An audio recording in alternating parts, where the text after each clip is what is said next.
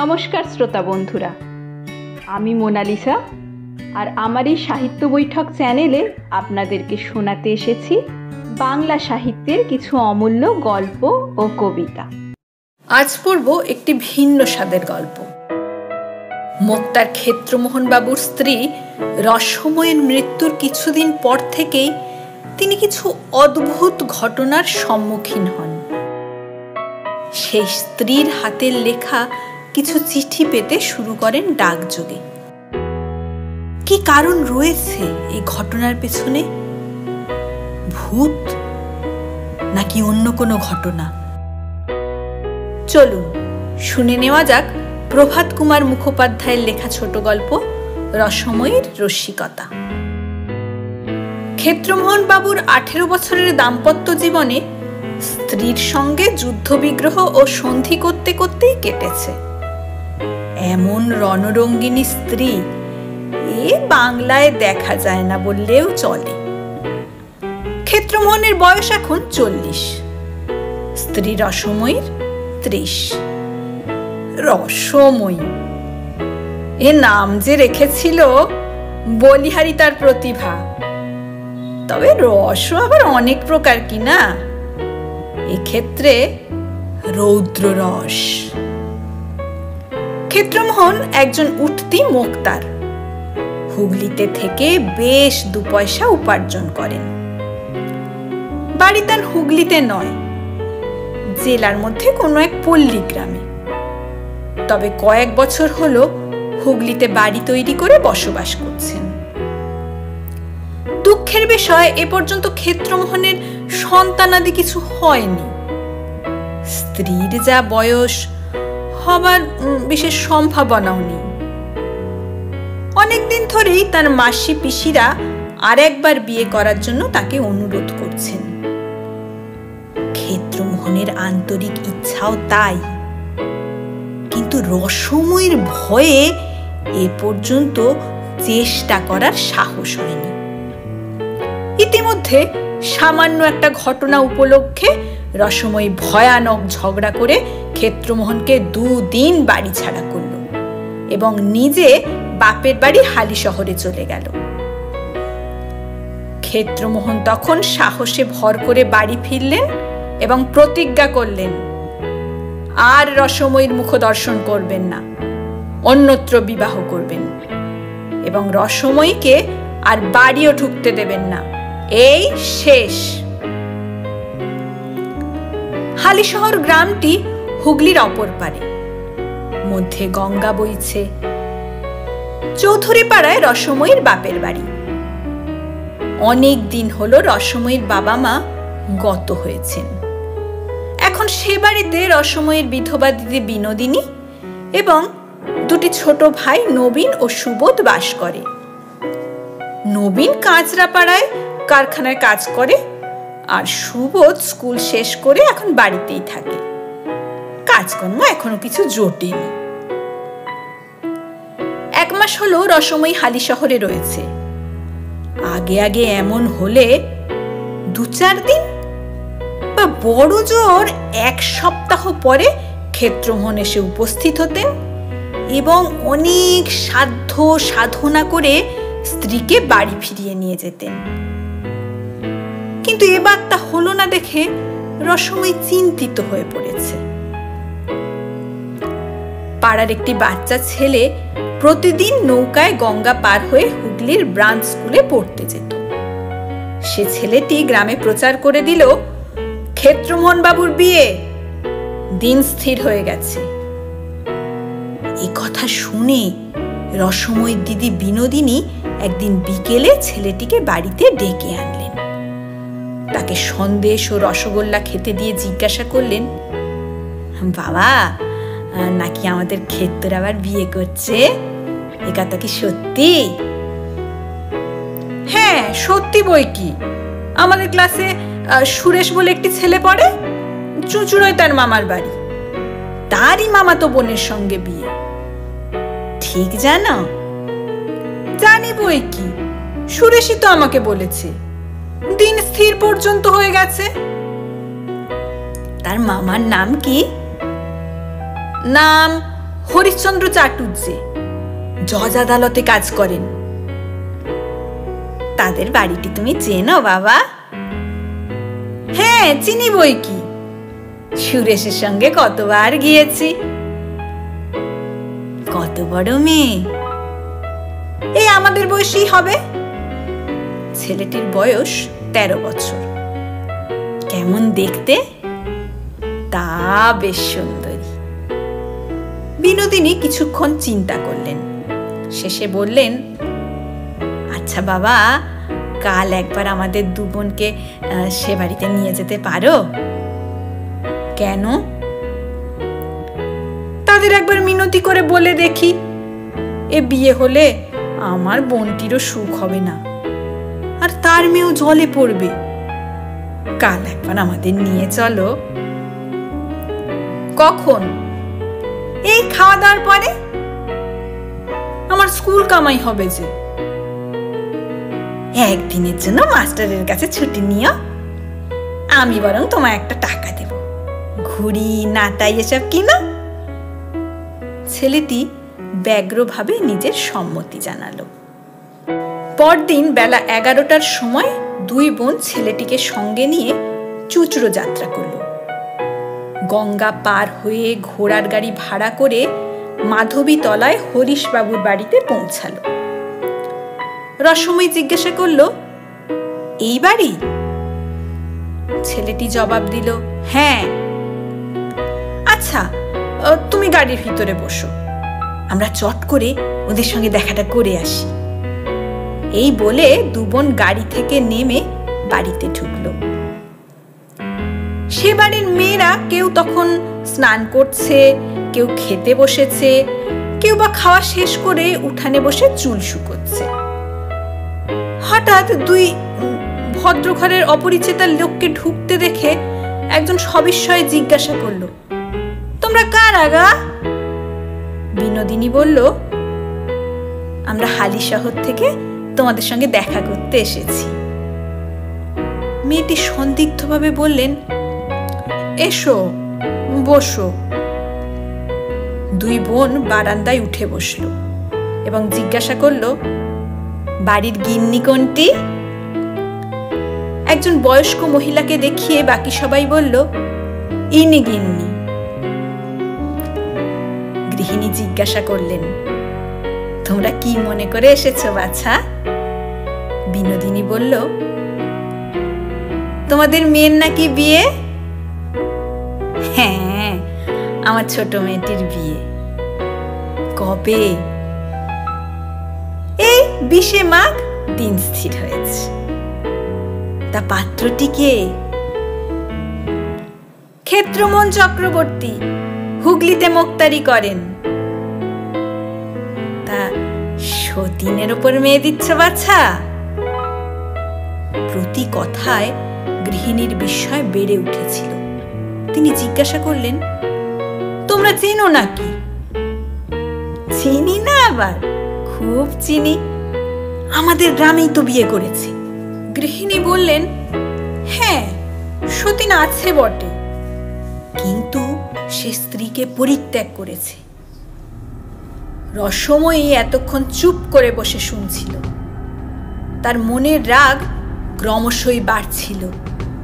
একথা শুনে তার হাত পা ঠক ঠক করে কাঁপতে লাগলো, চোখ দুটি লাল হয়ে উঠল। বিনোদিনী বলল, কেন পরিত্যাগ করেছে কিছু শুনেছ? শুনেছি, সে নাকি বড় দজ্জাল। একথা শোনা মাত্র রসময়ী তড়াক করে লাফিয়ে উঠল। বারান্দার কোণে ছিল এক গোছা ঝাঁটা। নিমেষের মধ্যে সেইটা 2 হাতে ধরে গৃহিণীর উপর সপাসপ মারতে আরম্ভ করলো। সঙ্গে সঙ্গে বলতে লাগলো, কেন কেন, আর কি মরবার জায়গা পেলে না? জায়গা পেলে না? আমার স্বামী ছাড়া আর কি তোমার মেয়ের অন্য পাত্র জুটলো না? জুটলো না? এই অভাবনীয় ঘটনায় বাড়ির লোক কিছুক্ষণের মধ্যে হতবুদ্ধি হয়ে গেল। তারপর মহা গন্ডগোল আরম্ভ হলো। বাচ্চা মেয়েরা কেঁদে উঠে কেউ খাটের তলায়, কেউ সিন্দুকের আড়ালে লুকিয়ে পড়ল। বাড়ির কাজের মেয়েটি বসে বাসন মাজছিল। সে বাসন ফেলে রেখে, ওরে খুন করলে রে, খুন করলে রে, সেপাই এ সেপাই, এ পাহারাওয়ালা বলে ঊর্ধ্বশ্বাসে ছুটে রাস্তায় বেরিয়ে পড়ল। বাড়ির অন্য মেয়েরা এসে রসময়কে ধরে ফেললে। রসময় তখন গৃহিণীকে ছেড়ে দিয়ে তাদের ওপর কিল, চর, ঘুষি বৃষ্টি করতে লাগলো। কারোর কাপড় ছিঁড়ে দিল, কারো চুল ছিঁড়ে দিল, কাউকে খামচে দিল, কাউকে আঁচড়ে দিল। হাঁপাতে হাঁপাতে বলতে লাগলো, কোথায়, কোনেটি কোথায় গেল? তাকে একবার বের করো না, চোখ দুটো গেলে দিয়ে যায়, নাকটা কেটে দিয়ে যায়, দাঁতগুলো ভেঙে দিয়ে যায়। বিনোদিনী এতক্ষণ চুপ করে দাঁড়িয়েছিল। ক্রমে সদর দরজার লোক হৈ হৈ করতে লাগলো। তখন সে বলল, রসময়ী থাম থাম, ক্ষমা দে বোন, খুব হয়েছে, চল চল বাড়ি চল। কাজের ঝি ছুটে বাড়িতে ঢুকে বলল, ওগো যেতে দিওনি, থানায় খবর দিয়ে এসেছি, দারোগা আসছে। পুলিশের নাম শুনে রসময়ী বলল, চলো দিদি চলো। যাবে কোথায়? দারোগা আসুক তারপর যেও বলে 2-3 মহিলা রসময়ীকে ধরতে এগিয়ে এলো। রসময়ী এক লাফে উঠোনের কোণ থেকে আঁশবো ঠিকানা তুলে মাথার উপর সবেগে ঘোরাতে ঘোরাতে বলল, খুন চেপেছে, আমার খুন চেপেছে, সবাইকে খুন করে ফাঁসি যাব। এই দেখে সব মহিলারাই ছুটে ঘরের দরজা বন্ধ করে দিল। কাজের ঝিটি, পাহারাওয়ালা এ পাহারাওয়ালা, আসামি পালায় বলে চিৎকার করতে করতে আবার রাস্তায় বেরিয়ে পড়ল। রসময়ী তখন পিছনের দরজা দিয়ে বেরিয়ে গাড়িতে উঠে পড়ল। বলা বাহুল্য, হরিশ্চন্দ্রবাবু ক্ষেত্রমোহনকে কন্যাদান করলেন না। তার গৃহিণী বললেন, সে খুনি মেয়ে মানুষ, বিয়ে দিলে আমার মেয়েকে খুন করে ফেলবে, তুমি অন্যত্র চেষ্টা করে দেখো। পরদিন কাছারিতে গিয়ে হরিশবাবুর মুখে ক্ষেত্রমোহন সব কথাই শুনলেন। রাগে তার সর্বশরীর জ্বলতে লাগলো। কাছারি থেকে বাড়ি ফিরে হাত মুখ ধুয়ে ঘরে বসে ক্ষেত্রমোহন বাবু তামাক খাচ্ছিলেন। এমন সময় ঝড়ের মতো রসময়ী এসে ঢুকল এবং কয়েক মুহূর্ত স্বামীর দিকে আগুনে দৃষ্টিতে তাকিয়ে রইল। ক্ষেত্রমোহন বাবু বললেন, কি মনে করে? রসময়ী অসম্ভব সংযমের সঙ্গে উত্তর দিল, একটা শ্রাদ্ধের জোগাড় করতে। রাগে তার ঠোঁট ঠক ঠক করে কাঁপতে লাগলো। তামাক টানতে টানতে ক্ষেত্রমোহন বাবু বললেন, শ্রাদ্ধটা কার? হরিশ চাটুর্যের মেয়ের আর মেয়ের মার। ও, তাহলে দুটো শ্রাদ্ধ বলো, সঙ্গে সঙ্গে অমনি নিজেরটাও সেরে নিলে হয় না? সেইটি এখন হবে না, বুড়ো বয়সে বিয়ে করছো নাকি শুনলাম। হুঁকো নামিয়ে একটু উত্তেজিত ভাবে ক্ষেত্রমোহন বললেন, করছি তো, করবো না কেন? তোমার ভয় নাকি? রসময়ী চিৎকার করে হাত নেড়ে বলল, করো না, করে একবার মজাটা দেখো না। কি করবে তুমি? এই এমন কিছু না, বঁটি দিয়ে সে মেয়ের নাক কেটে দেব, আর বুকে একখানা 10 মুনে পাথর চাপা দিয়ে দেব। আর তোমার নাকটা যদি কেউ কেটে দেয়, এসো না, কাটো না, তুমি কাটো না হয় বলে রসময়ী কোমরে হাত রেখে ঝুঁকে ক্ষেত্রমোহনের সামনে নিজের মুখ এগিয়ে দিল। রসময়ীর এরকম বিনয় দেখে ক্ষেত্রমোহন আবার হুঁকো উঠিয়ে নিয়ে আপন মনে টানতে লাগলেন। ঝুঁকে থেকে ক্লান্ত হয়ে গিয়ে রসময়ী নিজের মুখ সরিয়ে সোজা হয়ে দাঁড়ালো। বলল, তাহলে আঁশবটিতে শান দিয়ে রাখি গে, সম্বন্ধ পাকা হলে খবরটা দিও, চুপি চুপি যেন শুভকর্মটা সেরে ফেলো না। ক্ষেত্রমোহন বললেন, তুমি না মরলে বিয়ে করছি না। মরবে কবে? একথা শুনে রসময়ী বিদ্রূপের স্বরে হা হা করে হেসে উঠল। বলল, আমি মরবো কবে জিজ্ঞাসা করছো? রশি বামনি এমনি এমনি মরছে না, তার এখনো অনেক দেরি। তোমার বিয়ে করার বয়স যাবে, বুড়ো থুরথুরো হবে, ভুঁয়ে মুঁয়ে হয়ে যাবে। যখন আর কেউ তোমায় মেয়ে দিতে রাজি হবে না, তখন আমি মরব। দাম্পত্য রসালাপ এই অবধি এগোলে বাড়ির বাইরে গাড়ির একটা শব্দ হলো। রসময়ী বলল, তবে সেই কথাই রইল, এখন তবে আসি। দিদি ওপাড়ায় তার জায়ের বাড়ি গিয়েছিল, ভাবলাম তার সঙ্গে এসে তোমার সাথে দুটো মইনের কথা কয়ে যাই। এই বলে রসময়ী বেরিয়ে গেল। এই ঘটনার পর 6 মাস কেটে গেছে। রসময়ীর গর্ব সফল হয়নি। সে এখন মৃত্যু শয্যায়। খবর পেয়ে ক্ষেত্রমোহন হালিশহর গেলেন। চিকিৎসার ত্রুটি হলো না, কিন্তু রসময়ী বাঁচল না। গঙ্গা তীরে ক্ষেত্রমোহন স্ত্রীর মুখাগ্নি করলেন। আশ্চর্য সংসারের মায়া, যে এত কষ্ট দিয়েছে তার জন্য ক্ষেত্রমোহন ঝরঝর করে অশ্রুপাত করলেন। আরো 6 মাস কাটল। ক্ষেত্রমোহনের বন্ধু বান্ধব নানা জায়গায় পাত্রীর সন্ধানে ব্যস্ত হলেন। অবশেষে হুগলির নিকটবর্তী একটি গ্রামে সুযোগ্য পাত্রীর সন্ধান পাওয়া গেল।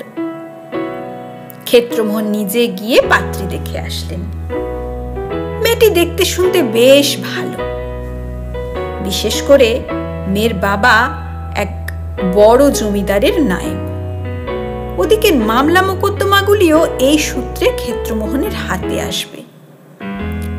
পাত্রীর বাবা রজনীকান্ত ঘোষাল ইংরেজি লেখাপড়া জানা ব্যক্তি। বিয়ের কথাবার্তা পাকা হলো। বরের খুড়োমশাই গ্রাম থেকে এসেছেন, আগামীকাল আশীর্বাদ। সকালে অফিসে বসে ক্ষেত্রমোহন 2-4 জন মক্কেলের সঙ্গে কথা বলছিলেন। তার খুড়োমশাই দৈনিক সংবাদপত্র হাতে ঘরের কোণে বসে তামাক সেবন করছিলেন। এমন সময় ডাক পিয়ন এসে ক্ষেত্রমোহনের হাতে একখানা চিঠি দিয়ে গেল। খামের উপর সইটি দেখে ক্ষেত্রমোহনের মাথা ঘুরে গেল। 2-4 বার চোখ কচলে বারবার চিঠির শিরোনাম পরীক্ষা করতে লাগলেন। কাছে এনে দূরে সরিয়ে বিভিন্নভাবে দেখলেন। অবশেষে কাঁপা হাতে চিঠিখানি খুললেন। চিঠি পড়ে তার মুখ বিবর্ণ হয়ে গেল। মক্কেলদের বললেন, আচ্ছা তোমরা এখন যাও, আজ তাড়াতাড়ি কাছারি যাব, সেখানেই বাকি কথাবার্তা হবে। এখন মক্কেলরা চলে গেলে খুড়ামশাই বললেন, চিঠি এলো ক্ষেত্তর? জড়িত স্বরে ক্ষেত্রমোহন বলেন, আগে হ্যাঁ। কোথাকার চিঠি? তাই তো ভাবছি। ক্ষেত্রমোহনের মুখভাব এবং কণ্ঠস্বরের বিকৃতি লক্ষ্য করে খুড়ামশাই এগিয়ে এলেন। ক্ষেত্রমোহন তখন দ্বিতীয়বার চিঠিখানি পড়ছেন। তার নিঃশ্বাস বন্ধ হবার উপক্রম হয়েছে, চোখ কপালে উঠেছে। খুড়োমশাই জিজ্ঞাসা করলেন, কি ব্যাপারখানা? কি কোনো দুঃসংবাদ নয় তো? ক্ষেত্রমোহন নীরবে চিঠিখানি খুড়োমশাইয়ের হাতে দিলেন। তিনি চিঠি নিয়ে চশমা পরে পত্রখানি পড়তে লাগলেন জানলার কাছে দাঁড়িয়ে। সাধারণ পাতলা কাগজ, বেগুনি রঙের ম্যাজেন্টা কালি দিয়ে লেখা। উপরে স্থান তারিখ কিছুই নেই। শ্রী শ্রী দুর্গা সহায়, প্রণামপূর্বক নিবেদন। তোমার মতিশ্চন্ন হয়েছে, মনে করেছ রসময়ী মরেছে, আপদ গেছে, এইবার বিয়ে করি। আমি মরেছি বটে, তাই বলে তুমি নিষ্কৃতি পেয়েছ তা মনে করো না। বাড়ির সামনের বট গাছে আমি আজকাল বাস করছি। তুমি কি করো, কোথায় যাও, সমস্তই আমি দেখছি। রাত্রিরে গাছ থেকে নেমে মাঝে মাঝে তোমার ঘরে যাই, তোমার খাটের চারদিকে ঘুরে বেড়াই। একবার ইচ্ছে করে তোমার গলা টিপে সঙ্গে করে নিয়ে আসি। আমার এখানে বড্ড একলা লাগে। আমার চেহারা এখন খুব খারাপ হয়ে গেছে, গায়ের মাংস চামড়া কিছুই নেই, খালি হাড় পড়ে আছে, তাও সাদা নয়। গঙ্গা তীরে যে আমায় পুড়িয়েছিলে তাতেই হাড়গুলো কালো কালো হয়ে গেছে। যাই হোক, নিজের রূপ বর্ণনা করা তো নিজের মুখে শোভা পায় না। বিয়ে করো না, করলে তোমার নলাটে অশেষ দুর্গতি নেকা আছে। রসময়ী। চিঠি পড়ে খুড়ামশাইয়েরও মুখ কালো হয়ে গেল। ভীত স্বরে জিজ্ঞাসা করলেন, এ হাতের লেখা কার, চিনতে পারছো? খুব চিনি, তারই হাতের লেখা। অন্য কেউ জাল করেনি তো? ভগবান জানেন। খুড়ামশাই চেয়ারে বসে পড়লেন। কিছুক্ষণ ছাদের কড়িকাঠের দিকে চেয়ে বলে উঠলেন, জয়রাম, সীতারাম, রাম রাঘব, রাবণারী, রাম রাম রাম রাম রাম। খুড়োমশাইকে এরকম অবস্থায় দেখে ক্ষেত্রমোহন আরো ভয় পেলেন। বললেন, আচ্ছা খুড়োমশাই, ভূতে কখনো চিঠি লেখে? খুড়োমশাই বলে উঠলেন, ভূত বলতে নেই, ভূত বলতে নেই, উপদেবতা বলো, জয় রাঘব, রামচন্দ্র। দুজনেই নিশ্চুপ।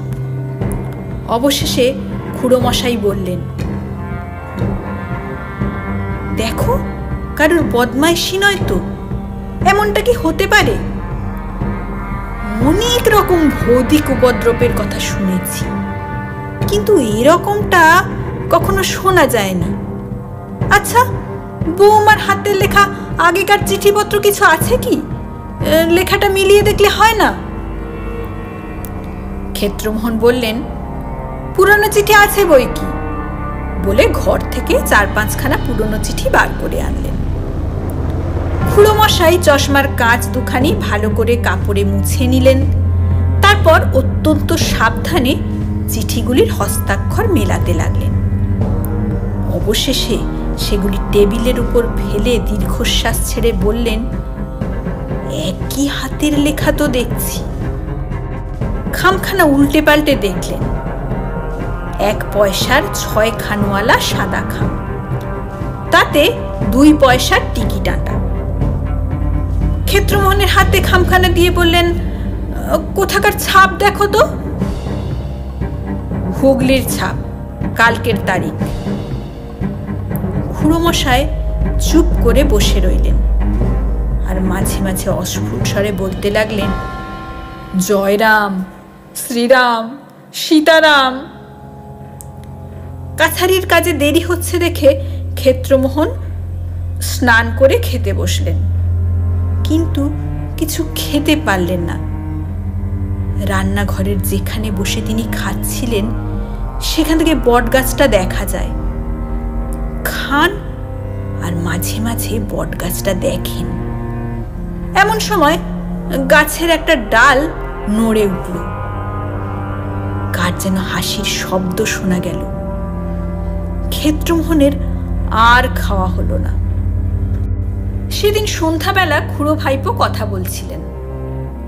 দিনের বেলা খুড়োমশাই দরজার বাইরে ভিতরে দেওয়ালময় রাম নাম লিখে দিয়েছেন। আজ দুজনেই একই ঘরে শুয়েছেন। বালিশের তলায় একখানা কৃত্তিবাসী রামায়ণ রাখা হবে এবং সারা রাত ঘরে আলো জ্বালানোর বন্দোবস্ত করা হয়েছে। ক্ষেত্রমোহন বললেন, তাহলে খুড়ো কি করা যায়? বিয়েটা বন্ধ করা হবে? আমি তো তার দরকার দেখছি না। যদি কোনো উপদ্রব অত্যাচার হয়? ভয়ের কোনো কারণ দেখি না, কিন্তু ওই যে বলছে ইচ্ছা করে তোমার গলাটা টিপে দিই। না, তা পারবে না, হাজার হোক স্বামী তো বটে।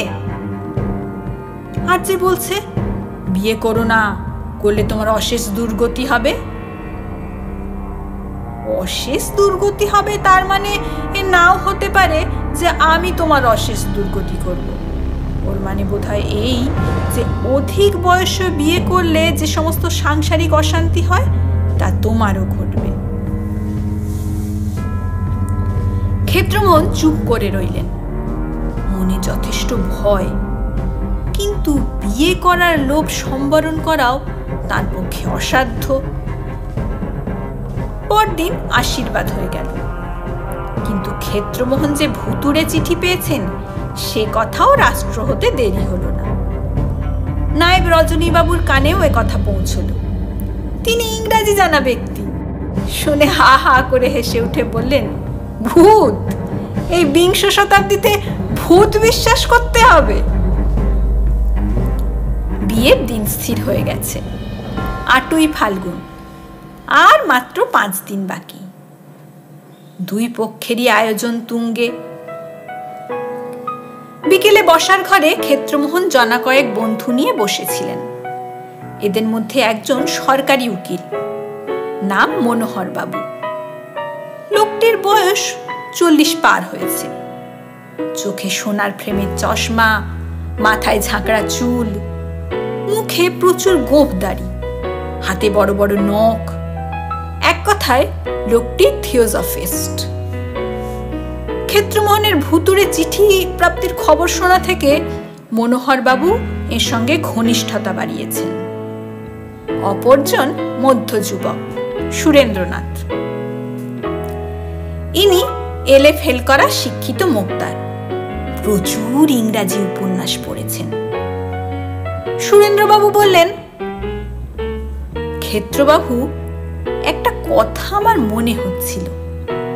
অনেক উপন্যাসে দেখা গেছে একটা দুর্ঘটনা ঘটেছে, সেই রেল দুর্ঘটনা বা নৌকা ডুবি বা আর কিছু। সকলেই ভাবছে অমুক লোক মারা গেছে, সাক্ষীরও অভাব নেই, কিন্তু পরে দেখা গেল সে বেঁচে আছে। তাই আমার মনে হয় আপনার স্ত্রী বেঁচে আছেন এখনো, আর না হলে এ চিঠি জাল। কিন্তু যেহেতু আপনার দৃঢ় বিশ্বাস এ চিঠি তারই হাতের লেখা, জাল নয়, সুতরাং আপনার স্ত্রী বেঁচে আছেন বিশ্বাস করা ছাড়া তো উপায় নেই। কারণ ২০ শতাব্দীতে ভূতের অস্তিত্ব কোনো মতেই বিশ্বাসযোগ্য নয়। থিওজফিস্ট উকিল বাবুটি বললেন, কেন মশাই, ২০ শতাব্দীতে ভূতের অস্তিত্ব বিশ্বাস করতে পারো না কেন? নবীন উকিল সুরেন্দ্র বললেন, কারণ আমি কখনো দেখিনি। শুনে মনোহর বিজ্ঞভাবে বললেন, সম্রাট সপ্তম এডওয়ার্ডকে কখনো দেখেছেন? না, দেখিনি। তিনি আছেন বলে বিশ্বাস করেন? করি। তার কারণ আমি না দেখলেও হাজার হাজার লোক তাকে দেখেছে, তার ১০-২০ খানা ছবিও দেখেছি, কিন্তু ভূত আমি নিজে দেখেছি এমন কথা আজ পর্যন্ত কাউকে বলতে শুনলাম না। সবাই বলে, খুব বিশ্বস্ত লোকের মুখে শুনেছি যে তারা স্বয়ং ভূত দেখেছেন।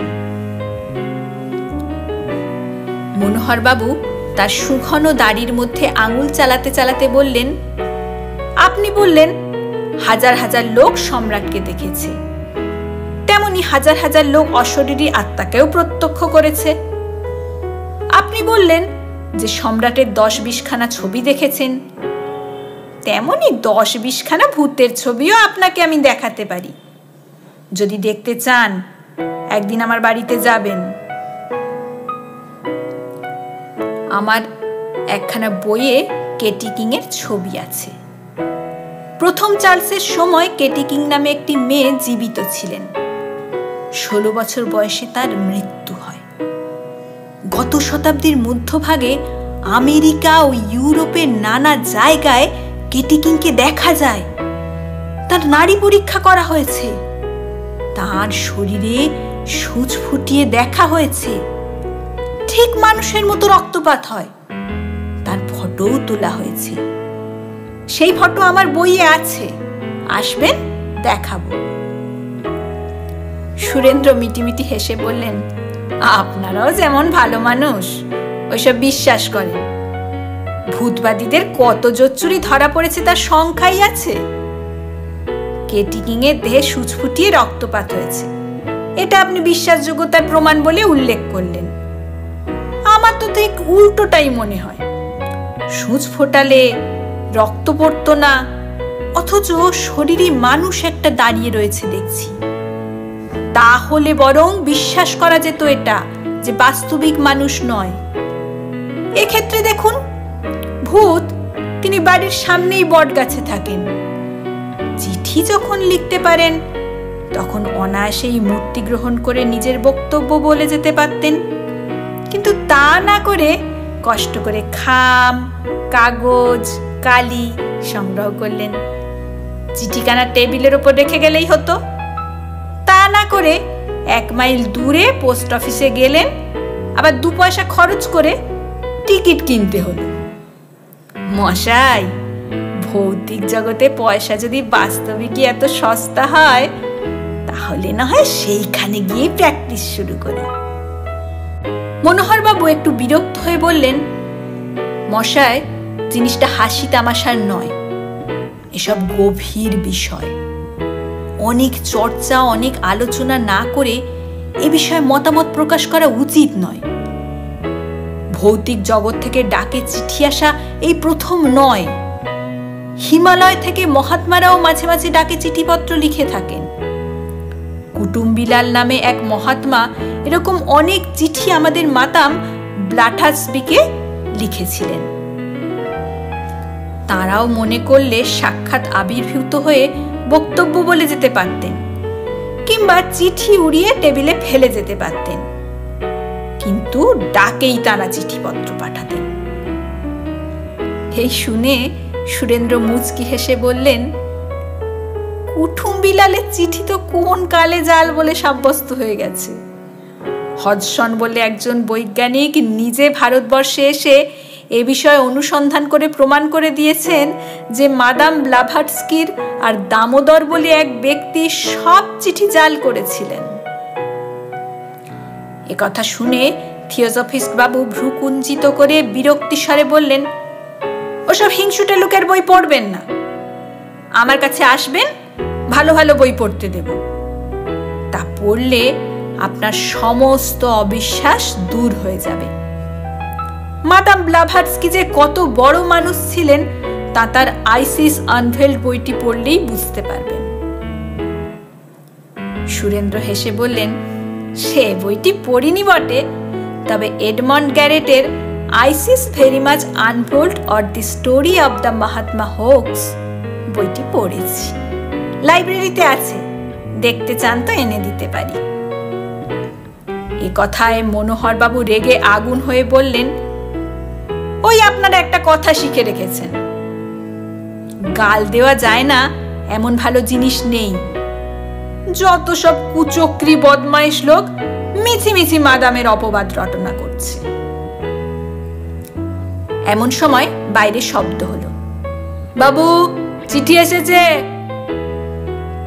পর মুহূর্তে ডাক পিয়ন এসে ক্ষেত্রবাবুর হাতে একখানা চিঠি দিল। চিঠি হাতে নিয়ে ক্ষেত্রমোহনের চক্ষু স্থির হয়ে গেল। বললেন, মশাই, আবার সেই। চিঠি খুলে পড়ে সেটি সবার সামনে ফেলে দিলেন। মনোহর বাবু অতি আগ্রহের সঙ্গে চিঠিটি পড়লেন, তারপর সুরেন্দ্র বাবুর হাতে দিলেন। শ্রী শ্রী দুর্গা সহায়, প্রণাম পূর্বক নিবেদন। এত সাহস তোমার, আশীর্বাদ পর্যন্ত হয়ে গেছে। তুমি মনে করেছ তোমায় যে পত্র লিখেছিলাম তা ফাঁকা আওয়াজ? রশি বামনি তেমন মেয়ে নয়। আমি মানা করা সত্ত্বেও বিয়ে করবে?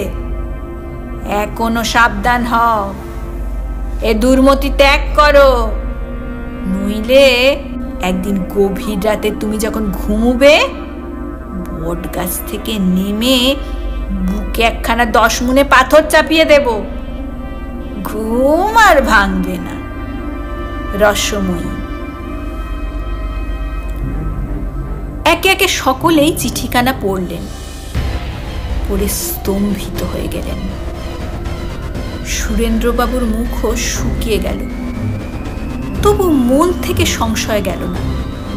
বললেন, আচ্ছা ক্ষেত্রবাবু, আর একবার বেশ করে চিঠিটা পরীক্ষা করে দেখুন তো, আপনার স্ত্রীর হাতের লেখাই তো? কোনো জায়গায় কোনো সন্দেহজনক তফাৎ আছে? ক্ষেত্রবাবু বললেন, কোনো সন্দেহ নেই, শুধু হাতের লেখার মিল হলেও বা সন্দেহ করতাম। তার যেখানে যেখানে যে যে বানান ভুল চিরকাল হতো, এ চিঠিতেও তাই। সে চিরকালই শ্রী শ্রী এক জায়গায় আর দুর্গা একটু তফাতে লিখত, এ দুখানা চিঠিতেও তাই। তাছাড়া চিঠিতে এমন সব কথাবার্তা রয়েছে যা সে জীবিতকালেও মুখে সব সময় ব্যবহার করত। সকলে নিস্তব্ধ হয়ে বসে রইলেন। কিছুক্ষণ পর সুরেন্দ্রবাবু গলা ছেড়ে জিজ্ঞাসা করলেন, তার মৃত্যুর সময় আপনি উপস্থিত ছিলেন? ছিলাম বই কি। সঙ্গে সঙ্গে ঘাটে গিয়েছিলেন? গিয়েছিলাম। চিতার উপর তার দেহ রাখার পর তার মুখ আপনি দেখেছিলেন? দেখিনি আবার, আমি নিজেই তো তার মুখাগ্নি করেছি। ওহে, তুমি যা ভাবছো তা নয়, কোনো ভুল হয়নি। সুরেন্দ্র ঘাড় হেঁট করে বসে রইলেন। একজন বলল, There are more things in heaven and earth, Horatio, than are dreamed of in your philosophy. অন্য একজন বলল, তা তো বটেই, তা তো বটেই। ধরুন আমাদের দেশে, শুধু আমাদের দেশেই বা কেন, সব দেশেই আদিকাল থেকে যে একটা বিশ্বাস প্রচলিত আছে যে ভূত বলে একটা জিনিস আছে, তার কি কিছুই ভিত্তি নেই? মনোহরবাবু বললেন, শুধু অন্ধবিশ্বাসের কথা নয়, গত 50 বছর ধরে ইউরোপ ও আমেরিকায় ভূতের অস্তিত্ব নিঃসংশয়ভাবে প্রমাণ হয়ে গেছে। একসময় বৈজ্ঞানিক শ্রেষ্ঠ টিন্ডাল পর্যন্ত ভূতকে হেসে উড়িয়ে দিয়েছিলেন। এখন আর শিক্ষিত সমাজে সে ভাব নেই। বিখ্যাত সম্পাদক স্টেট সাহেব তার এক বইতে লিখেছিলেন, অর্ধশিক্ষিত ব্যক্তিদের মনে যতগুলি ইতরজনচিত কুসংস্কার আছে, তার মধ্যে ভূত নাই এই অদ্ভুত ভ্রমটি সর্বাপেক্ষা প্রবল। বলে বিজয়ী বীরের মতো তিনি সুরেন্দ্রবাবুর প্রতি কটাক্ষপাত করলেন। সন্ধ্যা হয়ে গিয়েছিল। সেদিনের মতো সভা ভঙ্গ হল। সেই বটগাছের তলা দিয়ে যেতে যেতে সুরেন্দ্রবাবুরও গাটা ছমছম করে উঠল। খুড়োমশাই কোথায় বেড়াতে গিয়েছিলেন। সন্ধ্যার পর বাড়ি ফিরে দ্বিতীয় চিঠির কথা শুনে বললেন, দেখো ক্ষেত্তর, ব্যাপারটা ক্রমে গুরুতর হয়ে দাঁড়ালো। বিয়েটা এখন না হয় বন্ধই রাখা যাক। আমার মতে বছর পূর্ণ হলে গয়ায় গিয়ে একটা পিণ্ড দিয়ে এসো, উদ্ধার হয়ে যাবে। বছর পূর্ণ হতে তো আর বেশি দেরি নেই, মাসখানিক হলেই হয়। তখন নির্বিঘ্নে শুভকর্ম শেষ করা যাবে। ক্ষেত্রমোহন বললেন, তা বেশ, সেই ভালো হবে। পাত্রীর বাবাকে বলে কয়ে বিয়ের দিন পিছিয়ে দেয়া হলো। নিমন্ত্রণ পত্র সমস্ত প্রত্যাহার করা হলো। গয়া শ্রাদ্ধ সেরে এসে ক্ষেত্রবাবু বিয়ে করবেন, এ কথা সকলেই জানতে পারল। ক্ষেত্রবাবুর হাতে একটা বড় জালিয়াতি মোকদ্দমার তদবিরের ভার রয়েছে। সেটা শেষ না হলে ক্ষেত্রবাবু গয়া যেতে পারছেন না। বাদীপক্ষের সাক্ষীদের সারা দিন ধরে তালিম দিতে হচ্ছে। মোকদ্দমার আগের দিন সন্ধ্যাবেলায় কাছারি থেকে ফেরার সময় রসময়ের তৃতীয় চিঠি ক্ষেত্রমোহনের হাতে এলো। তাতে অন্যান্য কথার সঙ্গে লেখা আছে, শুনলাম নাকি গয়ায় আমার পিণ্ডি দিতে যাচ্ছ। ভেবেছ বুঝি পিণ্ডি দিলে আমি উদ্ধার হয়ে যাব, তখন স্বচ্ছন্দে বিয়ে করবে। গয়ায় যদি যাও তো চোরের বেশ ধরে রেলগাড়িতে ঢুকে তোমার বুকে ছুরি বসিয়ে দেব। ক্ষেত্রমোহনের আর বাড়ি যাওয়া হলো না। কাছারির পোশাকেই মনোহর বাবুর বাড়ি গিয়ে তাকে চিঠি দেখালেন। মনোহর বাবু চিঠি পড়ে বললেন, এ তো বড় বিপদ দেখছি। বিয়ে করার চিন্তা আপনাকে ছাড়তে হবে। ক্ষেত্রমোহন বাবু জিজ্ঞাসা করলেন, আচ্ছা মশাই, অশরীরী আত্মা মানুষের বুকে ছুরি বসাতে পারে? আপনার থিওজফি কি বলে? মনোহর বাবু একখানা মোটা বই আলমারি থেকে বার করে খুলে বললেন, এ সম্বন্ধে থিওজফি শাস্ত্রের মত এই যে মুক্ত আত্মারা সাধারণত অশরীরী, কিন্তু কখনো কখনো তারা নিজেকে মেটেরিয়ালাইজ করেন, অর্থাৎ জড়দেহ ধারণ করেন। তাদের এমন ক্ষমতা আছে যে বাতাস, গাছপালা, মাটি, এমনকি কাছাকাছি মানুষের দেহ থেকে আবশ্যক পদার্থগুলি নিয়ে নিজ দেহ ধারণ করেন। সুতরাং সে অবস্থায় বুকে ছুরি বসানো আশ্চর্য কিছু নয়। আর এও বিবেচনা করুন, যে হাত চিঠি লিখতে পারে সেই হাত ছুরি ধরতে পারবে না কেন? ক্ষেত্রমোহন কিছুক্ষণ চিন্তা করলেন, শেষে বললেন, দেখুন, এ চিঠিগুলো জাল কিনা ভালো করে তদন্ত করে দেখতে হবে। আমি বলি কি, এই যে কলকাতা থেকে হস্তলিপি বিশারদ আমাদের কোর্টের মোকদ্দমায় সাক্ষী দিতে আসছেন, তাকে দিয়ে এগুলো পরীক্ষা করালে হয় না? মনোহরবাবু ক্ষেত্রমোহনের এরকম সন্দেহে মনে মনে বিরক্ত হয়ে উঠলেন, কিন্তু বললেন, তা যদি আপনার ইচ্ছা হয় পরীক্ষা করতে পারেন। পরদিন কোর্টে জাল মোকদ্দমার বিচার শুরু হলো। হস্তলিপি বিশারদ সফটমোর সাহেব সাক্ষী দিলেন। দিন শেষে ক্ষেত্রমোহন সফটমোর সাহেবকে 3টি ভৌতিক চিঠি দিলেন। পরীক্ষার সুবিধার জন্য রসময়ীর কয়েকখানি পুরাতন চিঠিও দিলেন। সাহেব বললেন, আগামীকাল সকালে ফলাফল জানাবো। পরদিন সকালে মনোহর বাবুকে সঙ্গে নিয়ে ক্ষেত্রমোহন আবার সাহেবের কাছে উপস্থিত হলেন। সাহেব বললেন, নতুন চিঠি এবং পুরাতন চিঠি সবকটি একই হাতের লেখা। এই শুনে ক্ষেত্রমোহনের মুখখানি ছোট হয়ে গেল। মনোহর বাবু বললেন, সাহেব, অনুগ্রহ করে একখানা সার্টিফিকেট দিতে পারবেন? সাহেব ভাবলেন, নিশ্চয়ই এ চিঠি নিয়ে একটা মোকদ্দমা হবে, আবার সাক্ষী দিতে এসে ফি পাওয়া যাবে। সুতরাং তিনি আনন্দের সঙ্গে সার্টিফিকেট লিখে দিলেন।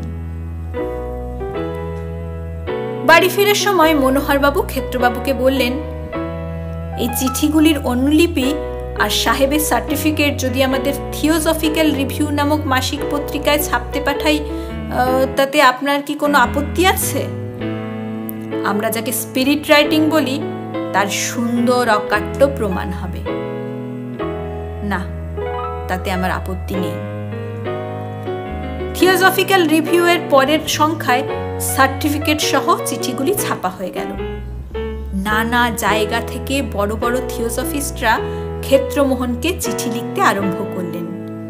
কেউ কেউ হুগলিতে এসে সচক্ষে চিঠিগুলো দেখে বিস্ময়ে অভিভূত হয়ে গেলেন। থিওজফিস্ট মহলে ক্ষেত্রমোহনের প্রসারের সীমা রইল না, কিন্তু এতে তিনি বিন্দু মাত্র সান্ত্বনা পেলেন না। চিঠিগুলি জাল প্রমাণ হলে তিনি বিয়ে করে সুখী হতে পারতেন। ভয়ে গয়ায় গিয়ে পিণ্ডদানও করতে পারলেন না। তার অদৃষ্টে বুঝি বিয়ে করা আর লেখা নেই। চৈত্র মাস আসলো, বসন্তের বাতাস বইছে, দোল উপলক্ষে কোর্ট বন্ধ। ক্ষেত্রমোহন বাড়িতে বসে তার অদৃষ্টের বিষয় চিন্তা করছিলেন। এমন সময় একজন এসে খবর দিল হালি শহরে তার শ্বশুর বাড়িতে মহা বিপদ উপস্থিত। দোল উপলক্ষে বাজি পোড়াতে গিয়ে একটা বোম ফেটে তার ছোট শালা সুবোধ বিশেষ আহত হয়েছে, তাকে হুগলি হাসপাতালে আনা হয়েছে। শুনে ক্ষেত্রবাবু থাকতে পারলেন না, গাড়ি ভাড়া করে হাসপাতালে ছুটলেন। গিয়ে দেখলেন অবস্থা সংকটাপন্ন। বিছানার নিচে মেঝে বসে বিনোদিনী কাঁদছেন। ক্ষেত্রমোহনকে দেখে তার কান্নার বেগ আরো বেড়ে গেল। সারাদিন ওষুধ ও শুশ্রূষা চলল। সন্ধ্যার দিকে ডাক্তাররা বললেন আর প্রাণের আশঙ্কা নেই। ক্ষেত্রমোহন বিনোদিনীকে বললেন, ঠাকুরজি, সন্ধ্যা হলো, এবার বাড়ি চলো। বিনোদিনী বলল, আমি সুবোধকে ছেড়ে বাড়ি যেতে পারবো না। সারা দিন এখানে আছো, স্নানাহার পর্যন্ত হলো না। তা হোক, আমি যেতে পারবো না। অবস্থা বুঝে হাসপাতালের ডাক্তাররা বললেন, আপনাকে বাড়ি যেতে হবে, এখানে তো রাত্রে থাকতে পারবেন না, কাল সকালে আবার আসবেন। এখন আর কোনো ভয় নেই, বিপদ যা তা কেটে গেছে, আমরা সেবা শুশ্রূষা করব, আপনার কোনো চিন্তা নেই, আপনি বাড়ি যান। অনেক বোঝানোর পর বিনোদিনী রাজি হলেন। ক্ষেত্রমোহনকে বললেন, তুমি তবে আমাকে হালি শহরে নিয়ে চলো, রাত্রে সেখানে থাকবো, কাল ভোরে আবার আমাকে এখানে পৌঁছে দিতে হবে। ক্ষেত্রমোহন তাই করলেন। হালি শহরে রাত্রি কাটল। ভোরে উঠে নিজের হাতে এক ছিলিম তামাক সেজে ক্ষেত্রমোহন সবে ধূমপান আরম্ভ করেছেন। এমন সময় বাড়ির বাইরে মহা গন্ডগোল উপস্থিত হলো। তাড়াতাড়ি হুঁকো রেখে বাইরে গিয়ে দেখলেন লাল পাগড়ি পুলিশধারী বাড়ি ঘেরাও করে ফেলেছে। ঘোড়ার পিঠে স্বয়ং পুলিশ সুপারিনটেন্ডেন্ট সাহেব দরজায় দাঁড়িয়ে, সঙ্গে কয়েকজন দারোগা ও হেড কনস্টেবলও আছে। পুলিশ সাহেবের সঙ্গে ক্ষেত্রমোহনের পরিচয় ছিল। নত হয়ে সাহেবকে সেলাম করলেন। সাহেব চুরুট মুখে বললেন, হ্যালো মুখতিয়ার, তুমি এখানে কি করিতেছ? হুজুর, এটা আমার শ্বশুর বাড়ি। ইহা তোমার শ্বশুর বাড়ি আছে? আমি তোমার শ্বশুর বাড়ি সার্চ করিবে। কেন হুজুর? এখানে বোমা তৈয়ারি হয় কিনা দেখিবে, ইহা সার্চ ওয়ারেন্ট আছে। বলে সাহেব সার্চ ওয়ারেন্টটি ক্ষেত্রমোহনের হাতে দিলেন। ক্ষেত্রমোহন সেটি উল্টে পাল্টে দেখে সাহেবের হাতে ফেরত দিয়ে বললেন, হুজুর মালিক, যা ইচ্ছা করতে পারেন। স্ত্রীলোকগণকে লুকাইয়া রাখো। পুলিশ বাড়িতে ঢুকলো। স্ত্রীলোক বলতে কেবল বিনোদিনী। তিনি পুলিশের ভয়ে কোথাও লুকানোর প্রয়োজন বোধ করলেন না। হরিনামের মালাটি হাতে নিয়ে উঠানে তুলসী তলায় জপ করতে বসলেন। খানা তল্লাশি আরম্ভ হলো। বন্দুক, বারুদ, ডিনামাইট, বোমা, বর্তমান রণনীতি, যুগান্তর, গীতা, দেশের কথা, রিভিউ অব রিভিউজ প্রভৃতি কিছুই বেরোলো না। বেরোলো কিছু সৎ কর্মমালা, গুপ্ত প্রেস পঞ্জিকা, কাশিদাসী মহাভারত এবং একখানা বটতলার ছেঁড়া উপন্যাস। বড় বা ছোট কোনো দেশনায়কের ছবিও বেরোলো না। বেরোলো কেবল খানকতক কালীঘাটের পট এবং একখানা আর্ট স্টুডিওর গণেশ মূর্তি। জমিদারের খানকতক পুরাতন দাখিলা এবং একটা ধুলা মাখা চিঠির ফাইল বেরোলো। বিনোদিনীর বাক্স থেকে বেরোলো এক বান্ডিল চিঠি এবং খান কতক ঠিকানা লেখা সাদা খাম। সমস্ত জিনিস উঠানে এনে জমা করা হলো। একজন দারোগা জিনিসপত্রের তালিকা বানাতে লাগলেন। ক্ষেত্রমোহনও সেখানে বসেছিলেন। তিনি দেখলেন সাদা খামগুলির প্রত্যেকটিতে রসময়ীর হস্তাক্ষরে তাঁরই শিরোনাম লেখা। পুলিশ সাহেবের অনুমতি নিয়ে ক্ষেত্রমোহন চিঠিগুলি পরীক্ষা করতে লাগলেন। খানকুড়ি চিঠি রয়েছে, সমস্তই বেগুনি রঙের ম্যাজেন্টা কালিতে রসময়ীর হাতের লেখায় লেখা। কয়েকটি চিঠি খুলে পড়ে দেখলেন ক্ষেত্রবাবু। নানা অবস্থা কল্পনা করে অনুমানে লেখা চিঠি। কোনোটাতে লেখা বটগাছে থাকার কথা উল্লেখ আছে। একটাতে লেখা গয়ায় পিণ্ড দিয়ে এসেছো বলে মনে করে না আর তোমার অনিষ্ট করতে পারছি না।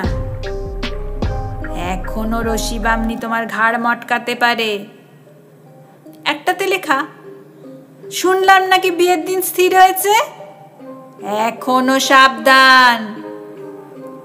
আরেকটাতে আছে কাল তোমার বিয়ে, এত মানা করলাম কিছুতেই শুনলে না। আচ্ছা, বাসর ঘরে আগুন জ্বলিয়ে তোমাকে আর তোমার বউকে পুড়িয়ে মারবো। সমস্ত ব্যাপারটা তখন ক্ষেত্রমোহনের কাছে দিনের আলোর মতো পরিষ্কার হয়ে গেল। বিনোদিনী তুলসী তলায় বসে সমস্তটাই দেখছিলেন। ক্ষেত্রমোহন জিজ্ঞাসা করলেন, ঠাকুরজি এসব কি? ঠাকুরজি আপন মনে মালা জপ করতে লাগলেন। আজকের নিবেদন এই পর্যন্তই। কেমন লাগলো কমেন্টের মাধ্যমে অবশ্যই জানাবেন। কিন্তু পরের দিন আবার আসব নতুন একটি কবিতা অথবা গল্প নিয়ে। সাহিত্য বৈঠক চ্যানেলের গল্প ও কবিতা পাঠ যদি আপনাদের ভালো লেগে থাকে, লাইক, শেয়ার ও সাবস্ক্রাইব করতে ভুলবেন না যেন।